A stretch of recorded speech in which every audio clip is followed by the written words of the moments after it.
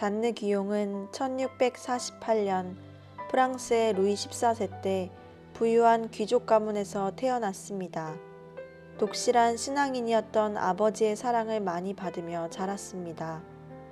그러나 자녀 교육보다 사교계나 자선 사업에 관심이 더 많았던 어머니 때문에 상처를 많이 받으며 자라야 했습니다. 하녀의 손에 맡겨져 하루 종일 어머니의 품을 그리워하며 고통을 겪어야만 했습니다. 단 한순간도 어머니의 사랑을 받아본 적이 없다고 느낄 정도로 어머니는 관심이 없었고 아들을 심하게 편애했습니다. 어머니는 귀용이 아플 때도 좋아하는 것을 동생이 달라고 요구하면 빼앗아서 아들에게 주었습니다. 한 번은 선교차 베트남으로 떠난 사촌에 대해 이야기를 듣고 자신이 구원을 받을 수 있을지의 문제를 두고 슬픔으로 밤새 울게 되었습니다. 그 일을 계기로 하여 모든 죄를 크게 뉘우치며 눈물로써 회개하였습니다. 이후 내면의 변화는 점점 깊어갔습니다.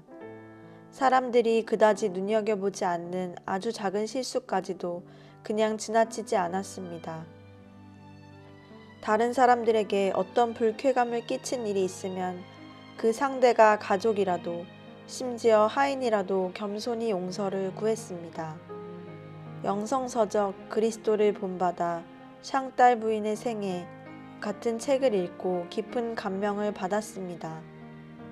어느 날은 샹딸 부인이 주의 이름을 너의 가슴에 새기라는 말씀을 듣고 예수님의 이름을 인두로 가슴에 새겨 넣었다는 사실을 알고 자신은 그렇게 하지 못하는 것 때문에 몹시도 괴로워했습니다.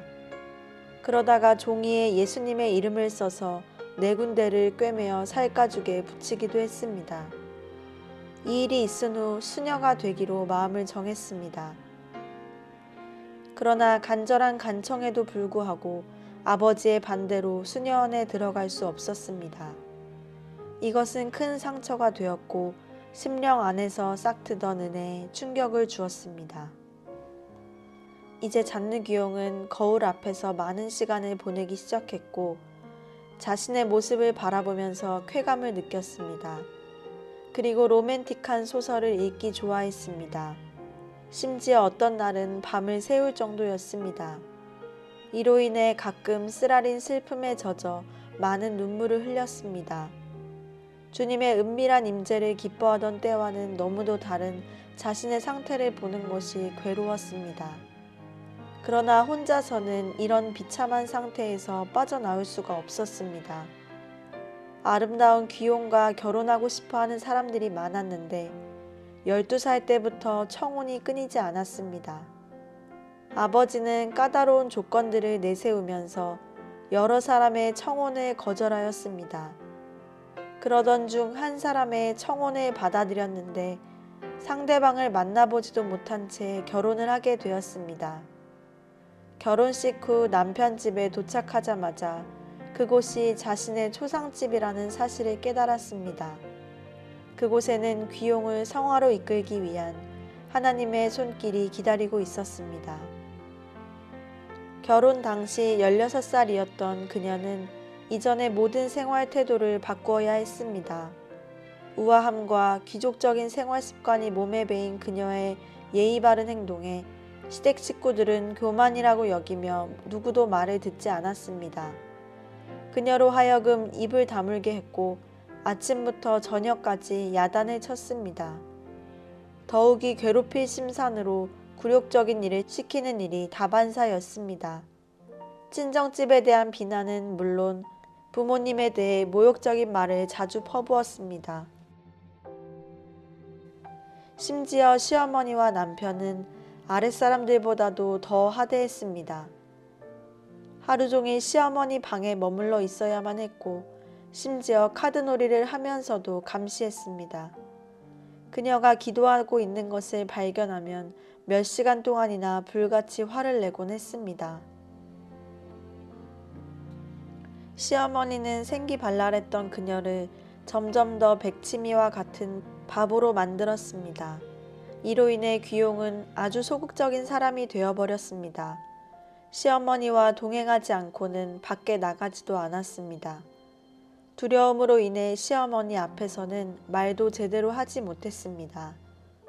설상가상으로 시어머니가 자신의 신복인 하녀를 붙여놓았기 때문에 고통은 더 한층 고조되었습니다.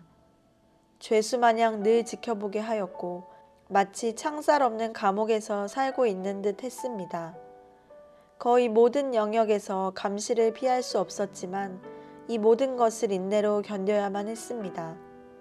식사 때마다 시어머니와 남편은 항상 혼란스럽게 했고 이로 인해 눈물을 훔쳐야만 했습니다. 아무도 고통과 쓰라림을 도와줄 사람이 없었습니다. 친정 어머니에게조차도 위로는커녕 자신의 사정을 약간이라도 말하면 또 다른 십자가를 짊어져야 할 뿐이었습니다. 하지만 어둠을 뚫고 들어오는 한 줄기의 빛을 찾기 시작했습니다. 지워진 십자가가 무거워질수록 점점 더 하나님을 향하게 되었습니다. 그것은 어렸을 때의 죄를 통회하는 데부터 시작되었습니다. 그동안 살아오면서 행했던 모든 것을 정직하게 고백하며 참회를 통해서 자신의 삶을 바꾸려고 시도했습니다. 세속적인 소설뿐만 아니라 영혼의 해가 되는 모든 무익한 책들은 치우고 유익한 책들만 남겨두었습니다. 끈질긴 기도를 드리며 더 이상 하나님을 거스르지 않으려고 부단히 노력했습니다. 그러자 마음에 하나님에 대한 사랑이 되살아났습니다. 어둠이 서서히 걷히기 시작했습니다. 하지만 자신의 마음속에 허영심과 자기 만족감이 여전히 남아있음을 깨달았습니다. 혼자 있을 때 스스로에 대해서 탄식하며 많은 시간을 보냈습니다.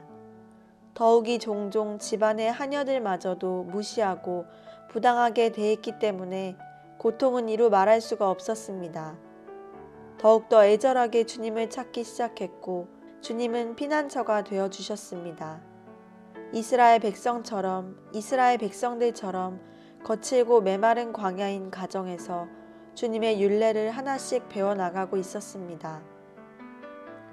첫 아이를 가지자 가족들은 커다란 관심을 쏟으며 돌보아 주었습니다. 이로 인해 십자가는 어느 정도 완화된 듯 했습니다. 그러나 아기를 출산하자 염려와 관심은 줄어들었습니다. 그녀의 몸은 너무나 허약해져 수주가 지나서야 겨우 자리에서 일어날 수가 있었습니다. 건강이 회복됨에 따라 다시 아름다움을 되찾았습니다. 자신의 용모로 인해 사람들의 눈길을 끄는 것에 쾌감을 느꼈습니다. 사람들이 많이 다니는 길에 나가 허영심을 뽐내며 돌아다녔고 손을 보이기 위해 장갑을 벗기도 했습니다. 그렇게 돌아다니다 집에 와서는 고통스럽게 울었습니다. 남편의 사업으로 어느 호텔에서 묵을 때의 일이었습니다. 하인들은 그녀를 보고 경쟁하듯 시중을 들었고 외모와 행동에 대해 격찬을 했습니다. 그러나 남편은 굴욕감 때문에 화를 냈습니다. 이따금 남편은 저녁 식사를 창문 밖으로 던지려 했고 귀용은 차라리 자신을 때리라고 무릎 꿇고 애원한 일도 있었습니다. 남편의 사업이 어려워지자 시어머니는 더욱 표독스러운 말로 그녀를 비난했습니다. 네가 이 집에 오기 전에는 이런 일이 없었어. 네가 온 후로부터 집안이 점점 불행해지고 있단 말이야. 네가 이 집의 저주라고, 알겠니? 이제 그녀는 머리 모양을 평범하게 바꾸고 화장도 하지 않고 거울을 들여다보지 않았습니다. 자신을 사로잡고 있는 허영심을 누르기 위해서였습니다. 고통은 그녀 안에 있는 허영심을 잘라내는 촉진제였습니다. 그러던 중 부친의 권유로 성 프랜시스 회에 속한 경건한 수도자 한 분을 만나서 기도할 때의 어려움을 말하였습니다. 그러자 그는 부인, 그것은 부인께서 안에 있는 것을 밖에서 찾으려고 하기 때문입니다. 마음 안에서 찾으십시오. 그러면 하나님을 발견하게 될 것입니다. 라고 권면을 해주었습니다. 이 말은 한 줄기의 빛이 되어 깊은 어둠을 뚫고 마음 깊이 박혔습니다. 비로소 수년 동안 찾아다녔던 내면의 강한 빛을 발견하게 되었습니다. 자신의 영혼 안에 계신 주님의 임재를 느끼며 큰 변화를 체험하게 되었습니다. 그동안 좋아했던 것은 거절하고 싫어하고 혐오하던 것들을 취했습니다. 매우 까다로웠던 식성도 원만해져서 거의 아무 것이나 먹게 되었습니다. 처음 가난한 병자들을 돌볼 때 상처나 종기를 치료하는 것이 쉽지 않았습니다. 다른 일을 할 수 있는 길이 열려 있었지만 묵묵히 그 거리끼는 환경 안에 자신을 내어 던졌습니다. 그러자 점차 이 일에 대해 거리낌이 없어지고 힘들다는 생각도 들지 않게 되었습니다. 언제나 다만 주권자께서 전적으로 통치하시도록 자신을 내어 맡겼습니다. 유일한 기쁨은 하나님과의 깊은 만남이었고 늘 순간순간 하나님의 임재 안에 갇혀서 살아가고 있었습니다. 시어머니와 남편의 냉대와 모욕은 여전하였습니다. 이것이 비록 원치 않는 환경일지라도 묵묵히 견디어 나갔습니다. 그들이 화가 났을 경우에는 자신이 잘못한 것이 없어도 그들에게 용서를 구했습니다. 심지어 하녀에게도 그렇게 했습니다.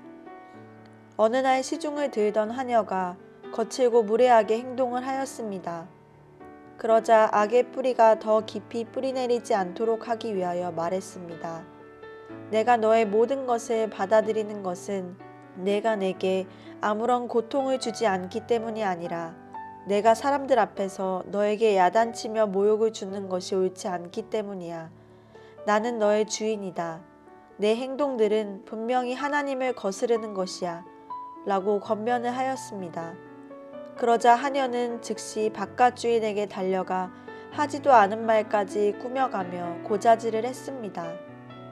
병원 중에 있는 주인을 계속 돌보는 것을 싫어할 뿐만 아니라 자기를 너무나 부당하게 대우하고 있다고 하면서 더 이상 이 집에 있을 수 없다고 하였습니다.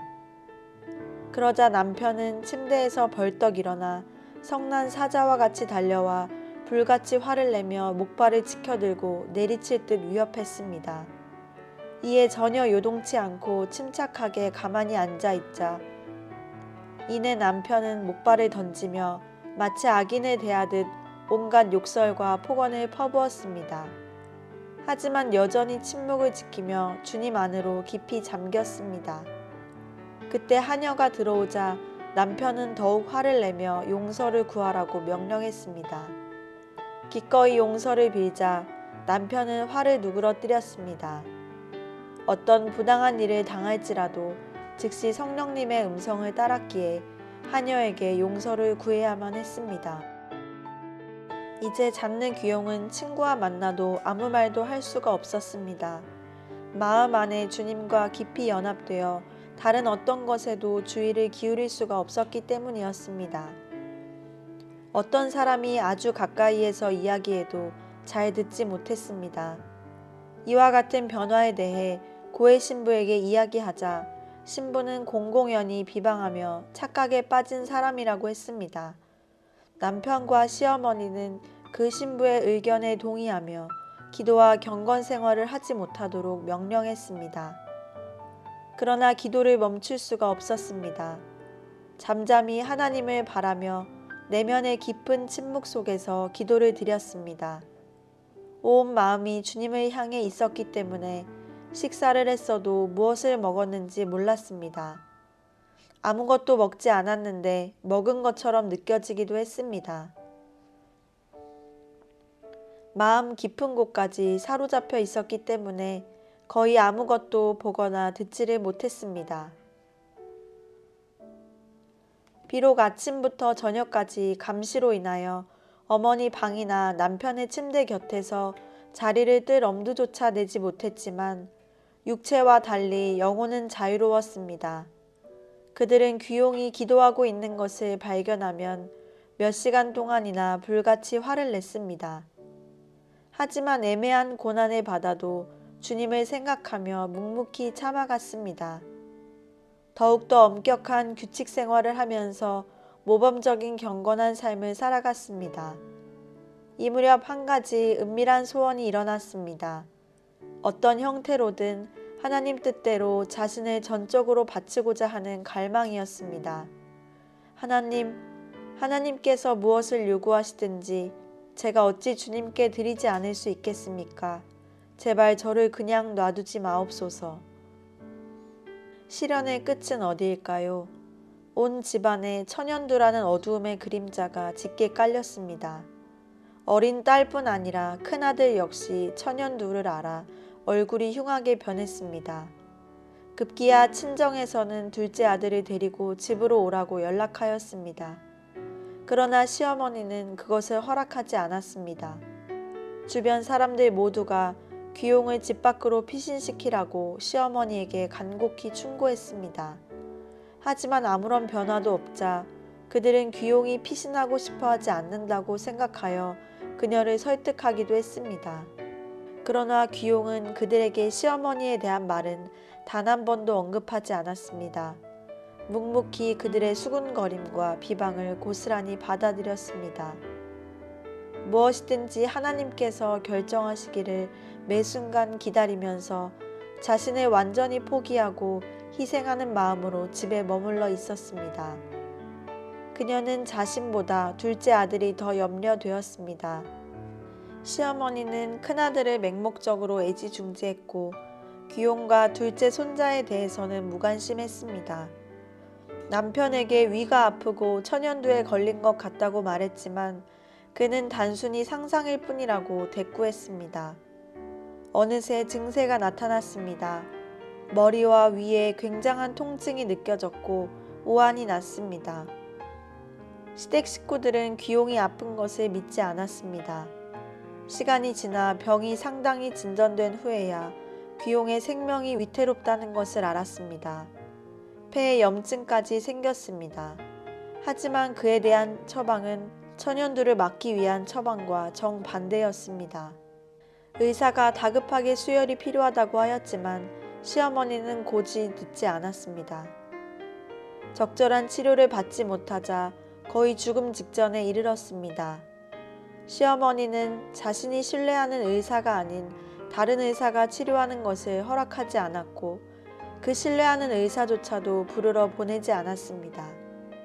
이런 상황에서 귀용은 어떤 말도 어떤 작은 동요도 내보이지 않았습니다. 삶과 죽음은 하나님께로부터 온다고 생각했습니다. 하나님께 자신을 완전히 맡겼습니다. 하나님께서는 그러한 그녀를 은혜로 강력하게 붙드셨습니다. 고통을 잊을 만큼 커다란 평안을 누렸습니다.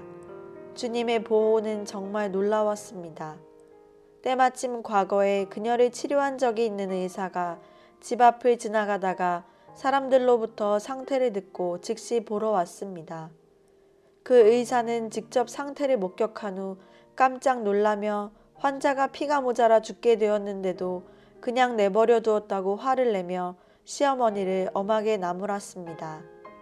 시어머니는 자신이 신뢰하는 의사가 올 때까지는 아무것도 인정하지 않겠다며 완강히 맞섰습니다.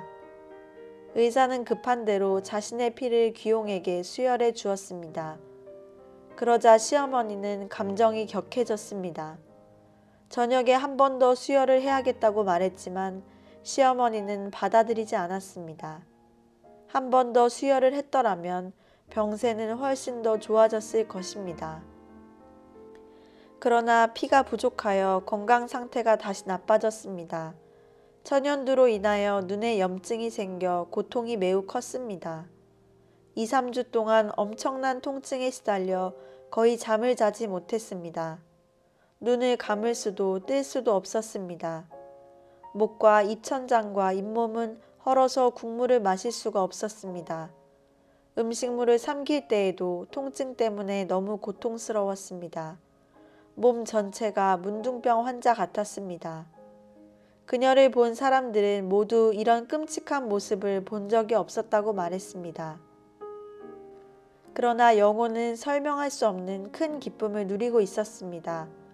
그토록 자주 죄의 구렁텅이로 빠뜨렸던 외모의 아름다움을 잃어버림으로써 이제 자유로울 수 있다는 희망이 있었기 때문이었습니다.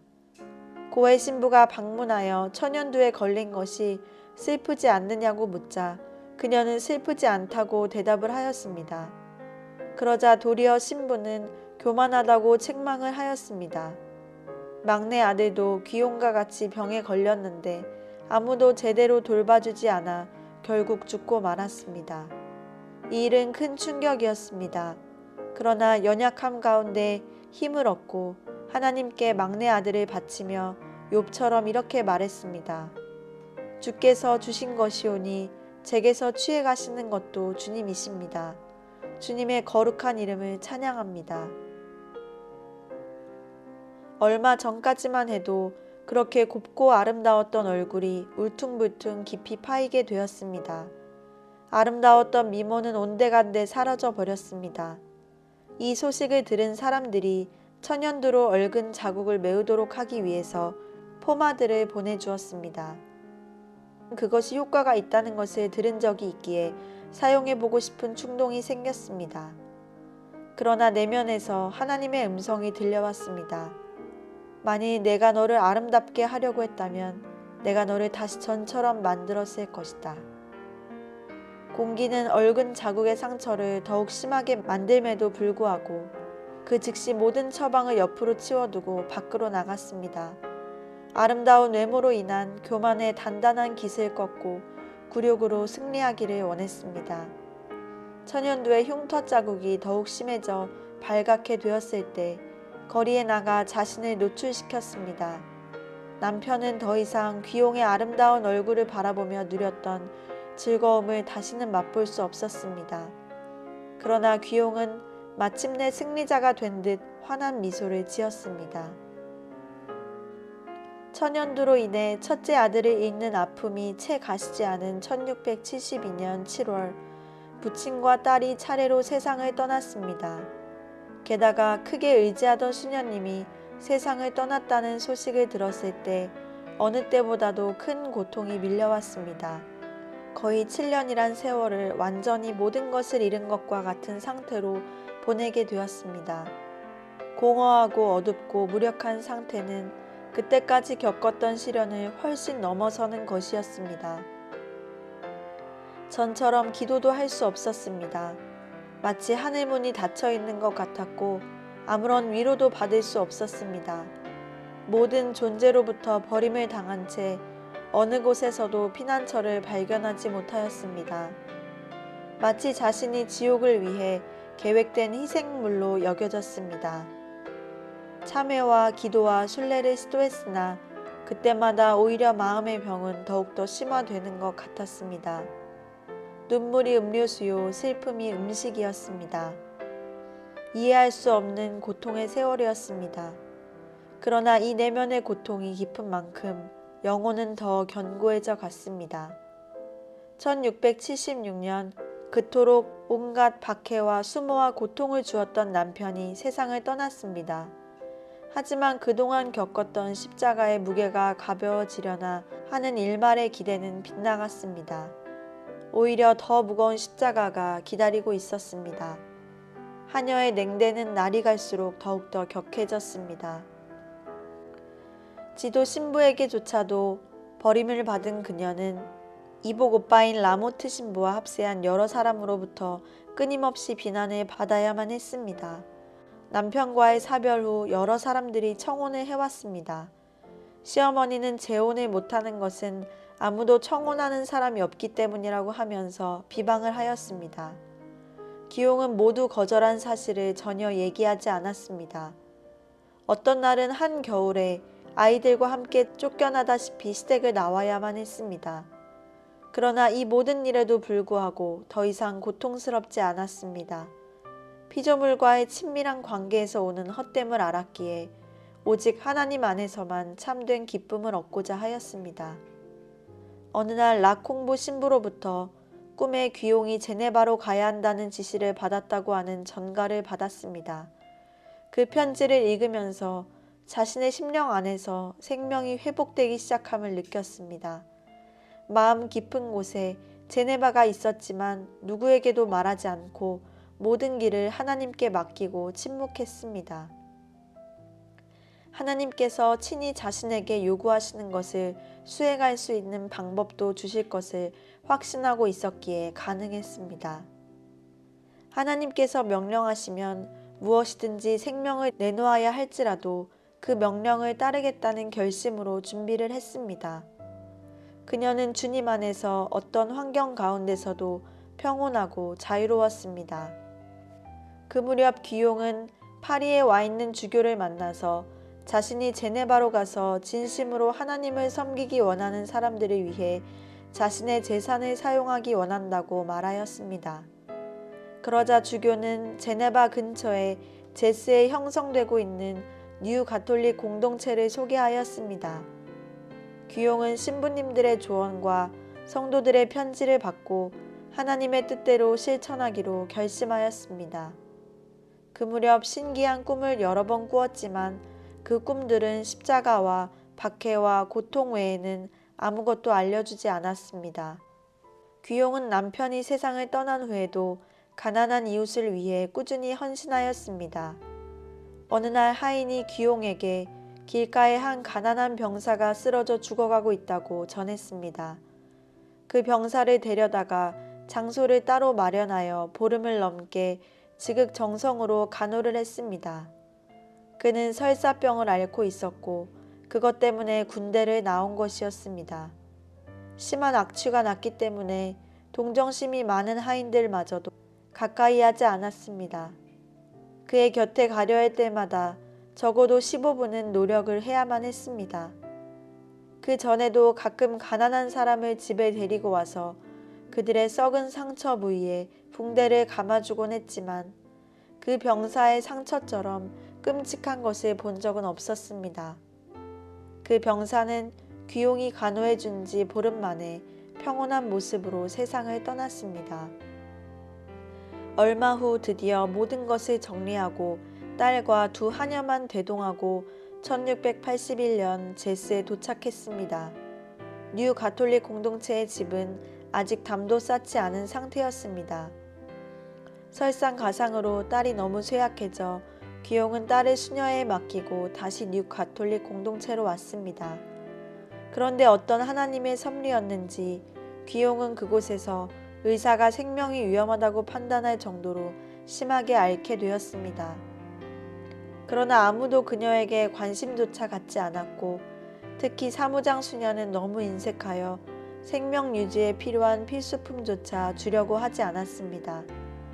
프랑스에서 가져온 것을 전부 희사하고 수중에 한 푼도 남아있지 않던 그녀의 희생적인 삶과는 너무나도 상반된 모습이었습니다. 그나마 그들은 라콩부 신부에게 귀용이 많이 아프니 와달라고 회신을 보내었습니다.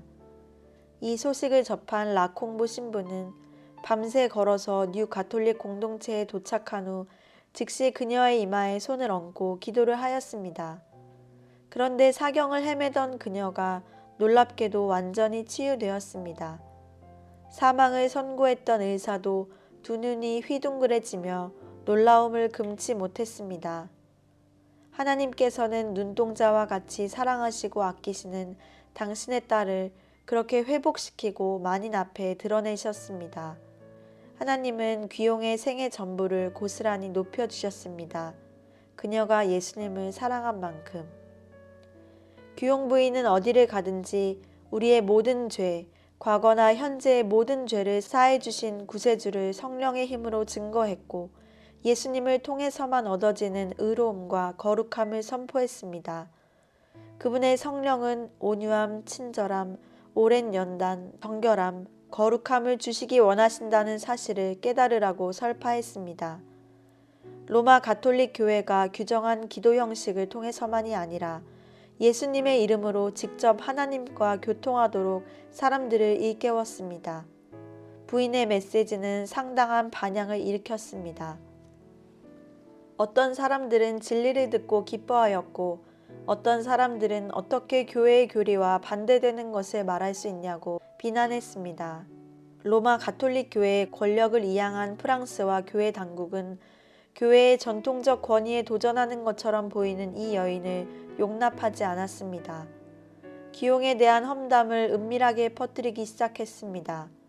이에 전혀 개의치 않았지만 그녀와 친했던 라콩부 신부까지도 음해하기 시작했습니다.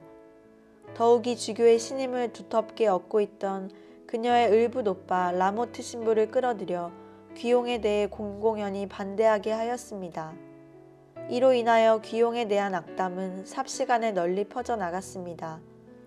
그러나 아무런 변명 없이 모든 것을 감수하며 받아들였습니다. 애매히 고난받는 것조차 영혼의 기쁨으로 승화시킬 수 있었던 것입니다.